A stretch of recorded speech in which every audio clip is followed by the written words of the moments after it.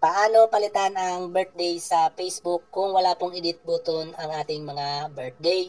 Or kung na-reach na po yung limit para magpalit ng birthday mga lodis. So ganito po ang gawin nyo para po makapag-palit kayo ng birthday sa Facebook. Open nyo lang po ang inyong mga Facebook account. Pagdating po dito, pumunta tayo dito sa tatlong slash na yan. Sa profile natin, pumunta tayo dito, scroll up natin. Hanapin natin itong setting and privacy. And then, hanapin naman natin itong setting. Pagdating dito sa setting and privacy, hanapin po natin itong account center. And then, i-click nyo. Tapos, mapupunta tayo dito sa account center. So, dito po, hanapin natin itong personal detail. Dito sa personal detail, hanapin naman natin itong birthday na yan. Click natin.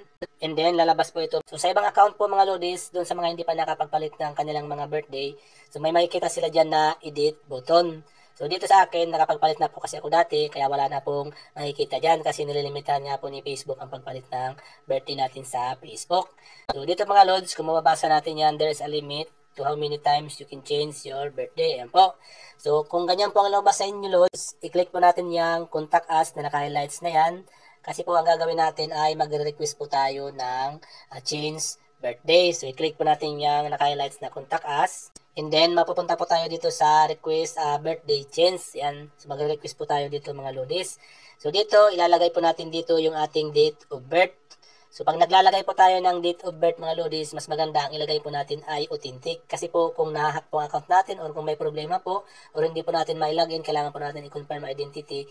Isa po sa mga requirements ang ating authentic birthday na nasa Facebook. Kasi po, pagbabasihan po niyan yung isubmit nating ID and then yung birthday po na nasa Facebook natin. So, kung hindi po magkaparehas yun, mayroon po ma-verify yung ating mga account. So, ilalagay po natin dito ang ating date of birth. And then dito, reason for this change, i-click natin yung please select. And then, lalabas po ito mga lodis. So, dito po, may pagpipilian po tayo dito mga reason na pwede po natin gamitin. So, halimbawa po ito, this is my real birthday. So, pwede po natin itong gamitin mga lodis kung authentic po yung gagamitin nating birthday. Mas maganda po yan. Malalagay na po yan dyan mga lods. So, dito po ngayon, mag-submit naman po tayo ng authentic ID. Ito po yung mga accepted ID, government ID po, kahit isa lang po. Sa ID po natin mga lodis, dapat po andun yung pangalan natin, birth date, and then yung ating mukha po mga lods. Pwede rin po tayo magamit ng non-government ID na issue po. Ayan. Pero ang non-government ID po mga lods, kailangan po natin mag-submit ng mas marami. Buwa 3 o 2, mas maganda po para madaling ma-verify po mga lods. And then dun po sa mga non-government ID, dapat po meron din pong pangalan natin, birthday, and then yung ating mukha. Ito po yung mga example ng mga non-government ID na ina-accept po. Ayan. Student, card, library card, refugee card, employment verification, diploma, or loyalty card po mga lodis. Ayan. So, back lang po tayo. So, dito mga lodis, kailangan po nating picturean yung ating mga ID. Make sure lang po na pag nag-picture tayo ng ID, malinaw po. Kita po ang lahat ng angle. Huwag po blurred, wala pong reflection, and then wala pong shadow.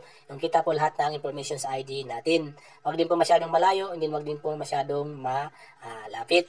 So, i-click lang po natin itong choose file kung tayo po nakapag-take na po ng ID. Click natin yan. And then, mapupunta po tayo dito, load, sa folder ng ating mga cellphone. So, hanapin po natin dyan, loads, yung ID pinictura natin. So, halimbawa po ito, itong gagamitin natin. I-click nyo lang po yan. And then, nakikita nyo po dyan mga loads receive. Pag mayroon pong ganyan, ibig sabihin po ay na-attach nyo na or na-upload nyo na po.